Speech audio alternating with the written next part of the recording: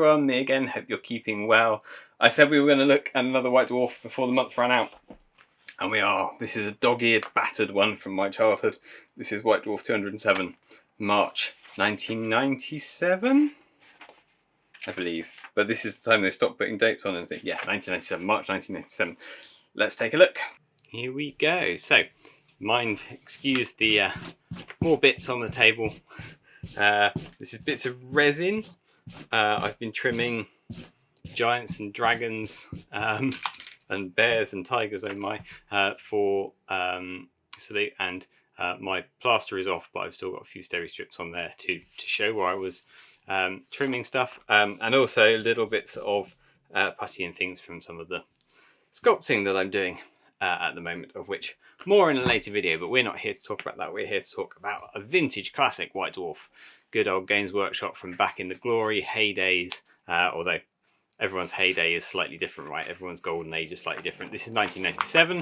This is one from my collection that I've had since I was a kid, so this is one that I bought new from my local newsagents in 1997, and so it has significance to me, and I think actually, if I'm totally honest, I think this is a bit later than the Golden Era. I think the Golden Era is sort of 100 up to 200 for me, but this is still good, still good stuff. Certainly stuff that that means a lot to me and has shaped my hobby childhood. There we go. So as you'll be able to tell from the cover, this is the release of the Viper jet bike, the long-awaited plastic kit, and we're going to be seeing a bit more of that in the near future. Also, the release of Idol of Gork, the second of the campaign packs for this edition of Warhammer. I said in a previous video when they released Grudge of Drong that it was a shame that they didn't have the cover being the cover of that White Dwarf being the cover of Grudge of Drong. I realised after filming that the reason that they didn't was that they'd already used that cover. They used that a few issues previously. And this cover also with the big squig hopper, this has also been used on a previous White Dwarf cover, so they couldn't use it again really to release the campaign packs. But the campaign packs nevertheless, with the wonderful card building artwork from Richard Wright coming out at this time. Here is that Viper jet bike article, the much sought after, long awaited, I don't know, because I wasn't playing Eldar, I wasn't really playing 40k at this time. I was still very much am a fantasy kind of guy. So yeah, I didn't know about the clamour that was, come on, release a Viper jet bike, please release a Viper jet bike. But apparently there was a lot of demand for it. What I find really nice about this article are these photos, and it's a shame they're not quite as high quality as the others, but this is the 3-up of the Viper jet bike, and this is a resin cast of the 3-up of the Viper jet bike. So this is what would have been sent off to do the tooling, which would have all been manual then, none of this no digital work. This would have all been hand engraved with a pantograph, so a big sliding scale. So they would take the 3-up and actually physically trace over the surface with one hand, and on the other side a drill bit would be milling in the inverse into some steel plate to make the injection molding sprues, and so that they could get all the detail in here, they made this 3-up, and then it was a 3-to-1 reduction ratio on the other arm of the pantograph to get that sprue done. And I think that's brilliant. I love that kind of hands-on, actual physical craft and science that's going into it. But it also means that Jez had to design this at 3 times its original size. Now, I would imagine this is after the Plastic Guardians have come out, so I would imagine that possibly there are some bits of Plastic Guardian in here. When you have a look at these images here, which have got this is the actual model that was made rather than the resin cast of it, which is why it's all got different shades. Some of it will be green stuff, some of it will be the kind of harder brown stuff, some of it will be milliput. But there are some light coloured bits in here, and I imagine that those are probably resin cast bits from the pre-existing Eldar Plastic Guardians 3-ups, if not the actual plastic kits, because it's oversized. But the casts from the original Guardian kit, probably. I don't know for sure. I absolutely don't know for sure. But this was quite a big feat for the tool makers, and that's nicely described in here. They talk about the issues, the challenges, but also some of the good things that came out of this. So this was the first Warhammer kit to feature a clear cockpit. And they were talking about how they could only justify the expense of having a clear cockpit on here if they were then going to use it in other kits. So there was a Wave Serpent kit planned and a Fire Prism kit planned and all the rest of it. And for all of those Eldar vehicles, they were going to reuse these plastic clear cockpit parts, so that the immense tooling costs that would have gone into making clear plastic parts would not be just on used for this one model itself. So that's fun. Yeah, lots of interesting insider information in that article. I remember being quite amazed by it when I was a kid, seeing all the work that goes into creating these toys. And now, of course, I'm doing some of it myself, but not injection molding or pantograph work, sadly, because that's still phenomenally expensive, even with the digital and 3D print side of things. Still very expensive. Anyway, Thomas here is going to be talking about alliances in Warhammer, and more specifically, flavoursome use of alliances in Warhammer. Nigel Stillman's Stillmanic view is basically don't use allies. And a lot of this article is talking about the use of allies in a tournament setting to give yourself an advantage, to fill in a hole in your army list that a particular race deliberately doesn't have because of the character of it, but to take away that tactical disadvantage by putting an allied contingent in, and sort of trying to find more fun narrative ways. So it's really nice that this is the era of 5th edition, so everything can appear to be, at least, very geared towards tournament play. Certainly we think of 4th and 5th edition, I guess now as being the years when it stopped being about kind of narrative play and started being about power gaming and tournament lists. But actually, we've seen a number of articles in White Dwarf over the last few years where various people, whether it's Jervis, Thomas, Nigel, have been saying, nah, well, that's one way of playing it, but there are other ways of playing it, and this is the way we'd like you to play it, which is more narrative focused. So it's interesting that even then White Dwarf was sort of trying to kick a little bit against that tournament play culture. Here is an introduction to some members of the heavy metal team. Now, I realised going through this article that there are loads of people in the heavy metal team at this time that I don't really know their names of, haven't really associated them with photos. I kind of tend to think that the heavy metal team is Mike McVie, Tim Prow, and a couple of other people, but actually there's a lot of people in here, and they're people that were in the team in my childhood, so I really should know them. But this is a lovely showcase of their work. It's all very glorious and bright, isn't it? Wouldn't you agree? This photo of Dave Perry, incidentally, see how many times you can spot this photo in this magazine. The editor obviously really liked this headshot because it's used quite a few times in this magazine. Here's Jonas's converted Viper jet bike. So if you wanted to know what people were doing before the Viper kit came out, here's this one, which is basically a regular jet bike with a little swivel seat added on the side, but it looks cool. I like it. I wouldn't want to fly it. I think it would be quite unbalanced to try and fly that thing. Not very aerodynamic, but it looks cool. Here we have Jervis talking about Dark Conspiracy 3. What are those lizard men actually up to?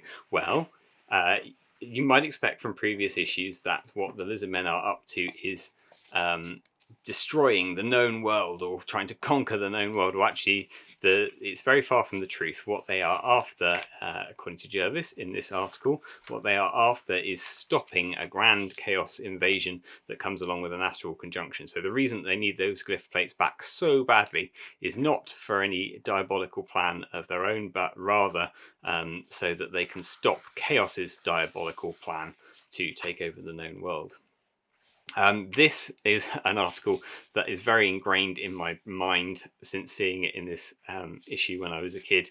I kind of really wanted to build this on my bedroom floor when I was a kid, this giant tower of polystyrene. I've since played more games of Necromunda, and I don't think this would be a very fun board to play on. There'd be lots of sort of shooting across, I guess.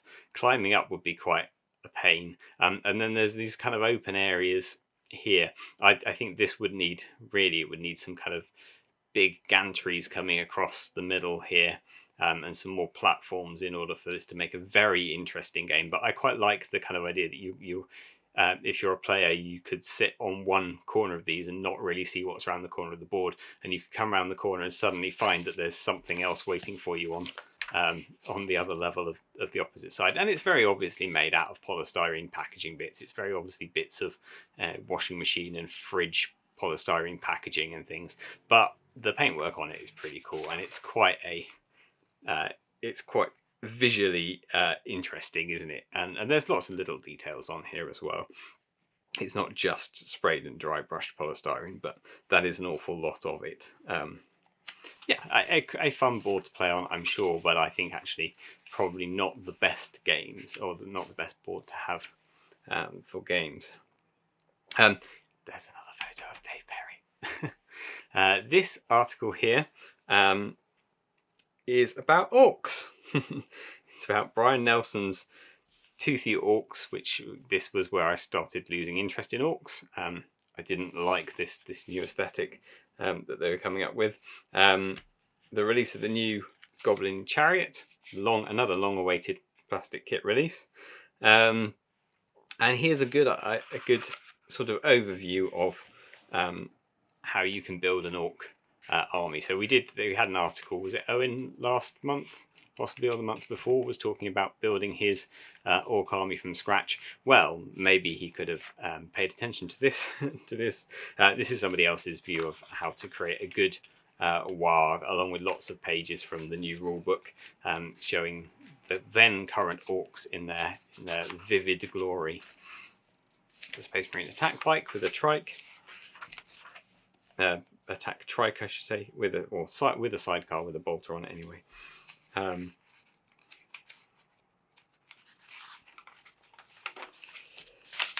Trish's Trish's great and clean one. I hate to say anything bad about Trish because she does some amazing creatures. Next to Nick Bibby, Trish's creatures are my favourite because they both have that sort of style to them. They've got a great presence on the tabletop, and they've got that kind of natural feel of something that could exist. And this is no exception. It has that. And I don't know whether, I think probably this illustration came first. I think this is a Wayne England illustration, isn't it? It's got that very graphic kind of Wayne England style, along with the very angular skulls like that. I just don't like the design. There's nothing wrong with the sculpting. The sculpting is great. I just don't like visually the design. It's too Dungeon Keeper.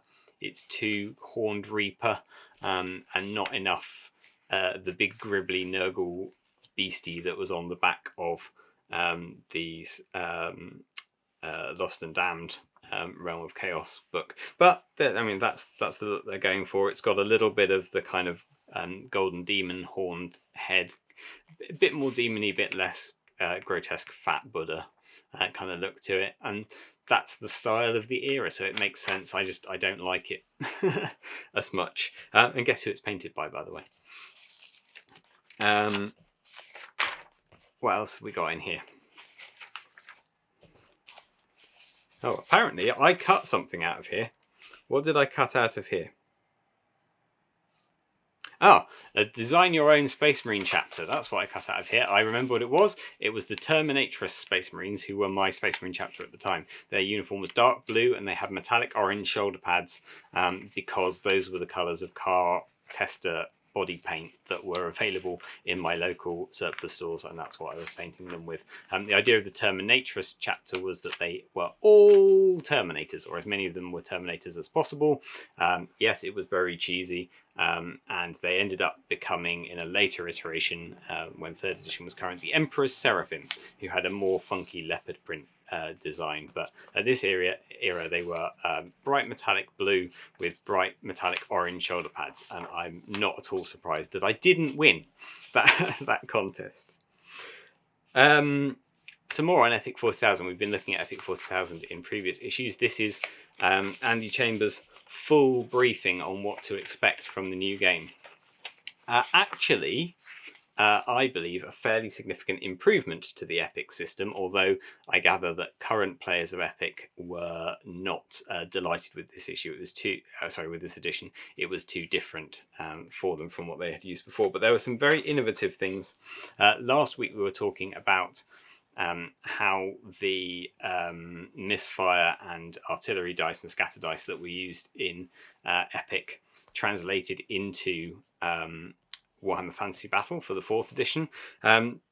We've got another innovation from this issue of Epic, which didn't take off as far as I know, although I stopped playing Warhammer Fantasy and 40k I've played 3rd edition, but Warhammer Fantasy I stopped playing after this edition. But the innovation here was with the blast markers, and I'm going to try and find a picture of one, because although it talks about them, I don't think it actually shows you a picture of one close up. Those three-dimensional 2 pieces of cardboard that slot together blast markers that were used to show how explosions and other debris flying on the battlefield actually blocks line of sight and stops you from shooting things. I think that was a fairly radical way of visualizing that kind of devastation on that kind of scale and the effects of shooting stuff in large-scale warfare. And I think that worked really well for this version of Epic. Not that I ever played any, of course, but the idea of it seems good to me. Here's Mike McVeigh's Lustrian diorama. Another brilliant diorama that I think is on display at Warhammer World still. It certainly was the last time I went there. Lots of things to look at, these kind of conquistador types made from the very few Estalian soldiers that existed in the catalogue at the time, but lots of conversion work here to make them work. Of course, the classic lizard men with a few customizations to them. The lighting of the scene is really lovely in these photos. I like this dark, stormy broodiness over here, whilst everything down here is quite light and cheerful. And I think, although this is clearly lit for photography, I think that also carries on the diorama itself when you see it in person. It's got a little storyline here for it, and then here are some of the little vignettes, the stories that are being told. I'm really not a fan of snakes, so I will gloss over the fact that there's a snake pit, but I didn't find it too troubling as a kid that there was a snake pit there, because you can't really see it too much. Jake Thornton has got his pile of rubbish from the bin out, and he's going to show you what you can make with your piles of rubbish and what other people have made. So this glorious wizard's tower here. Who is it who wrote this? Peter Sloan. There you go. Made it for his Warhammer Quest Heroes. I remember making very similar looking papier-mâché castles to grace my battlefields. Never anything as beautiful as this. But yeah, here are some tips that people have sent in for doing junk modelling. Some of them more obvious, some of them less obvious. There's some very good tips here. And here is a photo that Lynette Littlejohn sent in of her son David's board without his permission or his knowledge. So, David, if you're out there, how did you feel about that? Were you delighted to be featured in White Dwarf? This looks like a very cool setup. I like the suspension bridge up here. I like the landing platform. Of all of the sort of 40k-ish futuristic terrain that's in this edition, I think I would prefer to play on this, even though it's a very sort of one-sided, actually it's an L shape apparently, but it's like kind of model railway layout, one-sided view. Certainly over the big tall tower or anything, I would rather play on this. It feels like it's got a lot more interest to it. Here are some more new releases. They're really cranking out the new releases this month. So much going on. Everyone catered for, whatever your preferences. Mostly Bretonnian-y things, bright Bretonnian things. We have got the Space Marines and the Eldar clashing over a one of the new fire bases. So here's a scenario that was designed for use with the fire base that was a recent release, and of course uses the new Eldar jet bike versus the new attack bike, so you can kind of see how those things fare. It's almost like this was planned, right? Almost like it was planned. I can't remember, actually. I have read this. I can't remember which was the more successful. I think the Viper jet bike was more of a success. In fact, there's two of them in this article, than the attack bike. So, Eldar characters, go and buy your Viper jet bikes immediately. Oh, and here's that firebase, just in case you wanted to make your table look like theirs by putting this quick and easy terrain piece up and painting it, obviously, as beautifully as theirs is painted. There's that multi-part Greater Demon of Nurgle, the long-awaited Goblin Chariot. Oh, I was wrong. It's not a plastic kit. It's not a plastic kit. It's a metal kit with plastic walls. Sorry, my apologies. Not a plastic kit. We're not at plastic chariots just yet. That's 6th edition. Those new look orcs that I'm not a fan of. The Bretonnian Knights of various kinds. Dwarf Slayers, that although these are a new release and there are some new figures in here, are mostly the Marauder Slayers, re-released with a few additions. Here's that Eldar Viper jet bike sprue. That's 50% of actual size. So it was quite a big kit, actually, and it may not have been as big as the 3-up, but certainly, it was a bigger kit than I thought it was. I had a feeling that was kind of almost full size, but yeah, you can see the pilot and the gun on there are a bit shrunk. I'd say it's a bit more than 50% though, if that's 100%. There's those attack bikes and lovely Space Marine retro armor. Really, really a big fan of some of these older variants. I wish there were more of them around. I'd like to do a squad of these old guys, but really I want to do a squad of Thunder Warriors. That's something I'd really like to do. And there's more of those Viper jet bikes confronting some orc boys on the back there. So there we go. My childhood, what I was doing in March 1997. As you can see, very dog-eared and thoroughly read this one. There's an awful lot of content in this magazine. Really chunky, lots to read, kept me going for many evenings. This did, or weekends or whatever, at least a weekend, and then some evenings of hobbying probably, and a lot of time sitting at my desk when I was at school thinking about what I was going to hobby next and probably not doing it. Anyway, enough. I'll see you next week.